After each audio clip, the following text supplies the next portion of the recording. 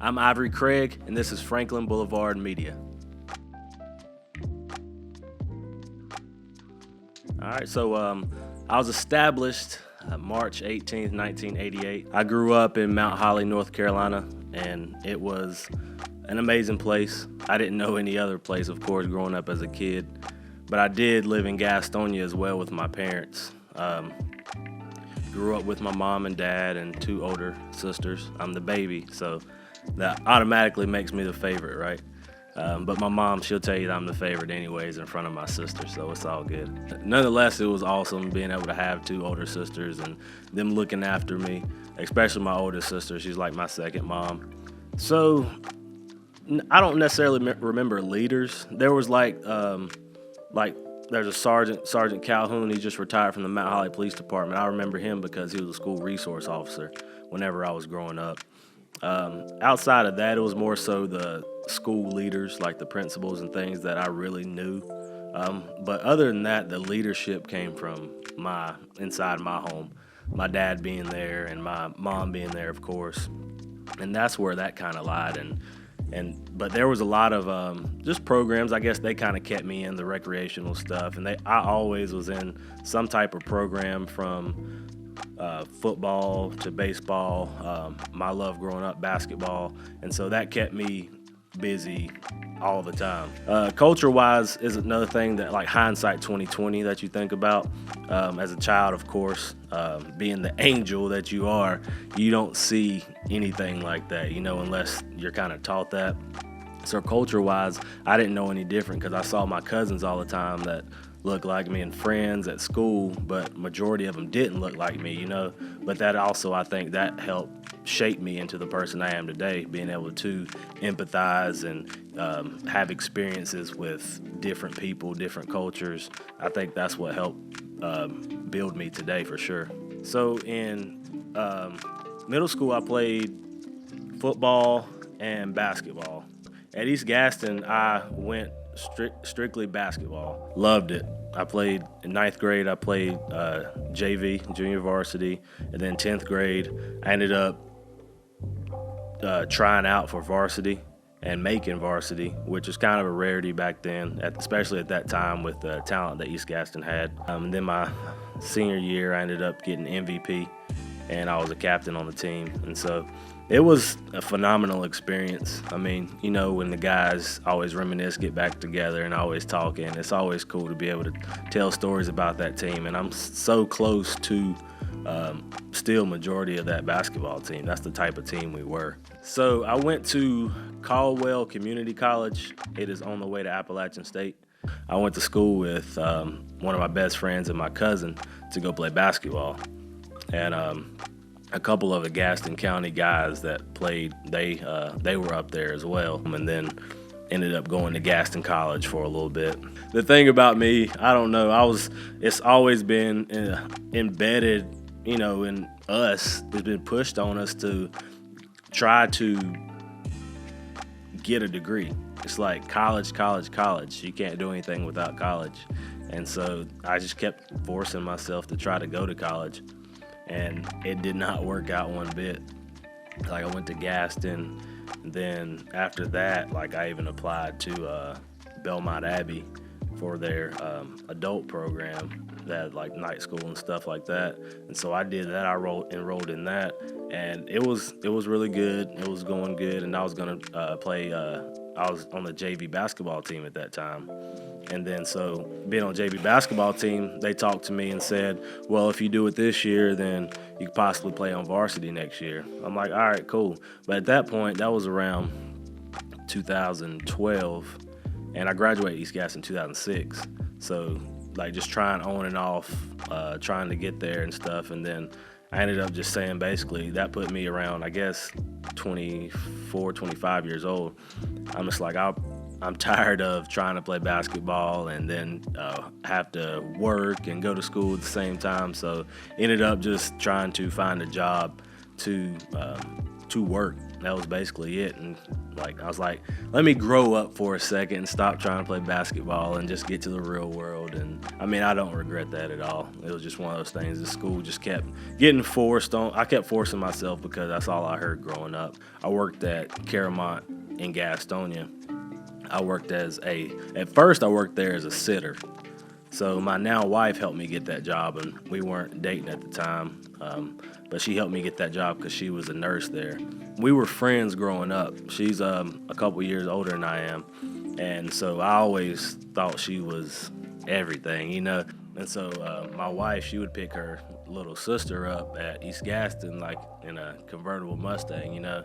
So it's just like one of those things. I already thought you were beautiful, you know. And then now you're driving a Mustang, drop top, hair blown in the wind type thing. So I'm just like, yeah, okay. Yeah, but she had a boyfriend at the time, but I always invited her to my basketball games. That was my way of talking to somebody without talking to somebody. So I worked as a sitter there, and so that was really cool. It was very interesting as well. Working as a sitter, though, was very eye-opening because I've never been in that environment before. Like, you hear things and it's just like people literally are, like, it might be the medication or they might just be going through something, you know. Sometimes where he had to go in there, he had help nurses, even security sometimes hold people down. And like most times with my mindset, my personality, I was able to talk to them calmly, carry on a conversation to where they wouldn't act up or do anything out of the ordinary. And so the manager at the hospital, as my manager, whoever put sitters in certain places, they would choose me for the more special situations because I was able to calm people down, carry on a conversation, treat that person like a person. And so that also helped with my career after my first actual career, being a police officer. Yeah, so before that, I changed positions as a sitter to a transporter. So I was a transporter in the emergency room at Caramont as well. And so I used to walk like 13 miles a day. It was really cool being able to just take patients from the ER, either out to their car to leave with someone or up to their room most times, or to surgery or to get a CT scan or something like that, just all over the place. And so it was constantly happening. And so that was really cool. And so I did that through BLET, which is basic law enforcement training, AKA rookie school, to become a police officer. Yeah. So it wasn't a whole lot of thoughts. It was just, I always think of my grandfather as a cowboy, you know, like he wears cowboy boots, shirt tucked in, belt buckle. And so I get that countryness as well. And so and then between that and like watching the cool shows growing up, from Cops and then to Bad Boys, you know, to Beverly Hills Cop, like that was everything to me. Seeing Trevette on Walker, Texas Ranger, and Walker doing their thing, you know, growing up in that era, in the heat of the night, like I love that stuff, you know. And so I wanted to do that as a kid, of course, but you want to do so many things. And that was one thing that kind of stuck with me. There was always something in my mind that I wanted to and thought about it and everything like that, but I didn't know how to make it happen, and that's half the problem right there. People don't know how to do something. If they knew how, then they probably would do it, you know. And that could be anything in the world. And so, but like being a police officer, going through rookie school back in 2014 and 15, it was awesome. Like I loved it. I'd never do it again because it was hard. And so people always hear about it's only a 6-month program, but you're there Monday through Friday, 8 to 5, doing hard stuff. Everybody can't make it through. There was multiple people in my class that quit, that already had jobs with police departments, and they were hired on. All they had to do was get through that to become a police officer, and they ended up quitting. And so it's definitely a tough journey, and that's why I said I couldn't do it again. Like, I loved it, enjoyed it, talk about it still, but nah, I can't do it twice. I didn't want to work in my hometown, like, because, you know, you got family there, you got friends, everybody you grew up with, things like that. And so it was a tough choice too, pick Mount Holly. They were between a couple that were recruiting me out of rookie school. But I definitely, I chose them. I had long conversations with my now wife, my mom and dad, and it was the best option for me. And so I started my career with Mount Holly and finished my law enforcement career with the Belmont Police Department. And so I was a patrolman from 2015 to 2017. And then once that happened, I ended up getting promoted to detective in Mount Holly. And so I was a detective for really, I guess, until I transferred to Belmont, so around 1.5 years, 2 years. But imagine 1.5 and 2 years being a police officer as a detective. There's a lot of stuff that happens within that time frame. And so as a detective, I've investigated homicides, suicides, all kinds of stuff, from things involving children, assaults, and so it's definitely been an experience. There's a saying in law enforcement that, let's say, for example, New York City, Los Angeles, the same things happen in those cities as it does in Gaston County. It's just less of it because of the obvious size difference in the cities. And so the same things happen in Gaston County. Like, regardless of where you move, there's always going to be crime. Yeah, so with Gaston County, I think we get a bad rap from, I'd say, the people that live here more than anything, because they haven't lived in a lot of other places. So they only know about Gaston County. Because if they lived in another place, they're going to say the same thing that they are about Gaston County. So that's my philosophy on it, is a lot of people aren't getting outside of this Gaston County bubble and living somewhere for longer than just going on vacation, and so I think that's a big part of it right there. Just all about experience and perspective, being able to speak for your own experience. So when I worked in Belmont, it was a great experience, and so I ended up just, with having kids and having a wife and having to provide, it just wasn't enough being a police officer. Shout out my wife and my 2 kids. That's why I'm doing what I'm doing, And so with them, it was just, and how dangerous the job is now as well. Just it could be so overwhelming, and you're just not knowing if you're gonna make it home at night. And so that my whole perspective changed whenever I had my first child, which is my daughter. And so I needed to figure out a way to make more money instead of just working off-duty jobs, working like basically security or something like that. I had to figure out something else. And so I started talking with a friend of mine who's actually in mortgage. They do loans. And so I started talking to them, and they said, well, once you get your real estate license, I think you'll be great at it, considering like what you're doing in the community. Just naturally can talk to people, you're trustworthy, things of that nature, et cetera, et cetera. And so I said, okay, I think that's a good idea. I'll look into it, but how do I do it? And that goes back to that. Yeah, and so there's so many things out there that we don't know how to do. And once he helped me break that down and I started digging into it, I found out how. That was everything right there. And after getting my wife on board to do this, because it's not easy, and it was tough for sure. Yeah, so I'm with Premier South. I have my own real estate team through Premier South. It's the Ivory Group. And so right now, including myself, we have 10 people on the team. It's been phenomenal. I'm a good vibes only type of person, hanging out with good energy, and that's what my team is constructed of. A lot of us, a lot of them and myself still, I consider myself pretty new being in it, going on 3 years, but a lot of other agents are fresh out of real estate school. And so that was one of my biggest things with my team, being able to provide coaching and leadership by words, but also through examples. And so I've always been that way, and I always go back to basketball. Being a leader, I was a captain on many basketball teams. I am a leader by example more than I am vocally. And so it's easier to vocalize whenever you're a leader by example, And so having a real estate team, it just comes natural to me. And it's really cool being able to provide the services to help people sell homes and buy homes, And most of my business comes from Gaston County, so being here in Gaston County my entire life, I've earned a lot of business through just being trustworthy, being transparent. People see me, they knew me before being a police officer, being a good person, and then being a police officer, keeping respect, gaining trust. And so outside of that, and people want to work with selling homes, they want to work with somebody that they know and trust and like. And so having those ingredients is a major key to be able to have success in real estate.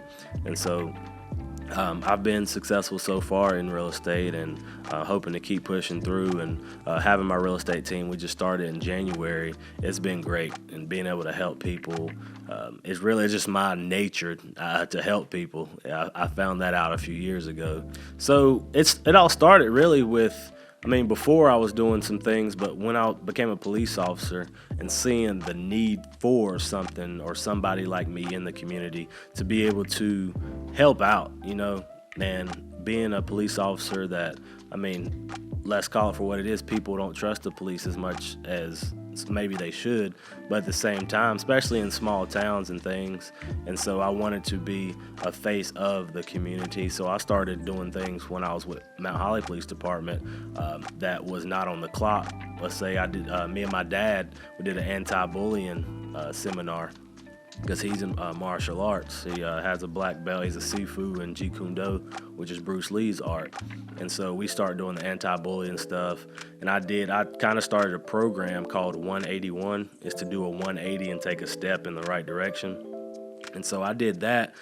It was focused on the youth, young men. I was just trying to help out to show them that it's okay to trust the police, to be there for them. And also, some of them didn't have father figures. And I wasn't trying to be that, don't get me wrong, but I was just trying to make a difference in somebody's life, and because it was necessary. And so that was a thing that helped me out too, being a police officer, being able to talk to somebody like they're somebody, like respect, like me and you are no different. Like you might have gotten in trouble and I might have not got caught and been in a good position to put myself as a police officer. So me and you, like, I'm gonna talk to you like you're somebody, and that's all about respect.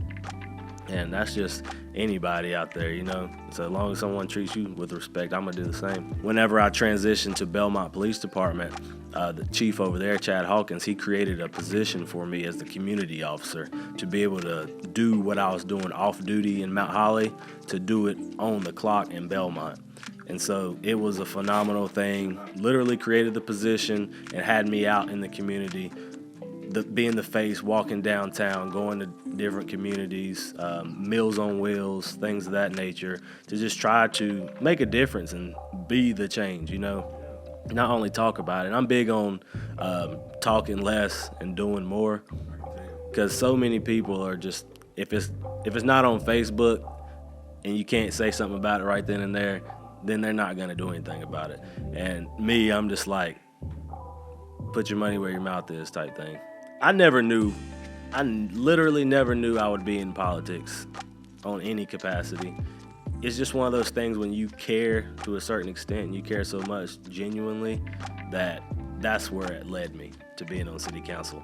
And it was weird. I got hit up by someone that stated like, hey, I think you should actually put your name on the ballot for city council this year. And I think I beat the clock by like 2 hours by actually putting my name on the ballot.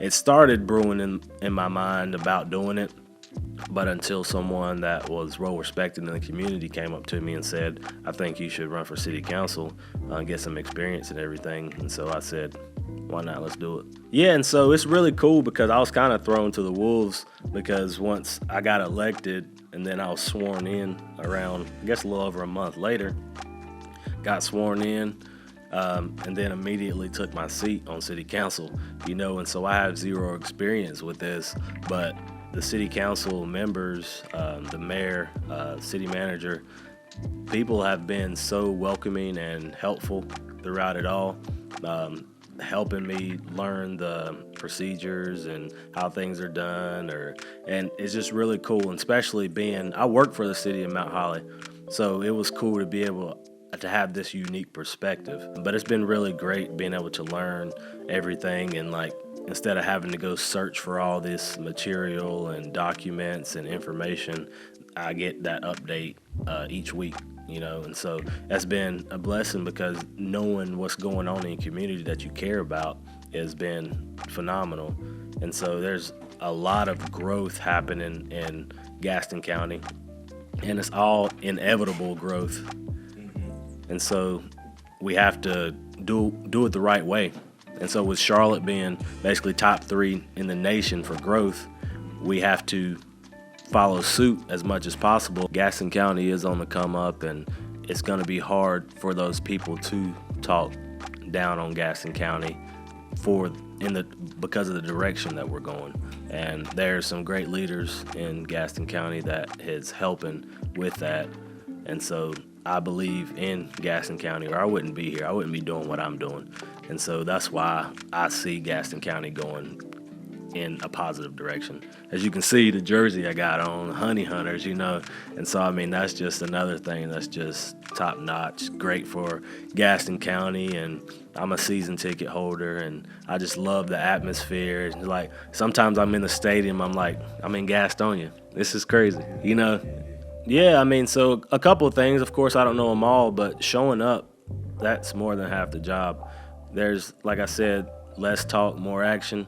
It's one of those things where so many people try to say they're going to do this or do that, or say, why isn't this person doing this? Why isn't this person doing that? But where are you? Like, what are you doing to better your community? And so I think just there are boards that you can be on. You have to apply and things like that, and they have I think once or twice a year where they'll go through applications and things of that nature. And just calling City Hall will definitely be beneficial in knowing that information. But going to your city council meetings, of course, you don't have to go as much as I do, twice a month, but at the same time, go every quarter, go something, try to get information and just showing up, because I mean, everybody can talk about what needs to be done, and it's easier said I keep going back to Facebook, but it is a big thing where people just talk on Facebook about what needs to be done, or they're mad about something, and then they log off, and then they don't do anything else. I'm a big person on less talk, more action. And so if you see me out, say what's up to me. If you got any questions about buying or selling a home, you got a question about Gaston County or this wonderful city of Mount Holly, I'm definitely your guy, and I appreciate Franklin Boulevard Media.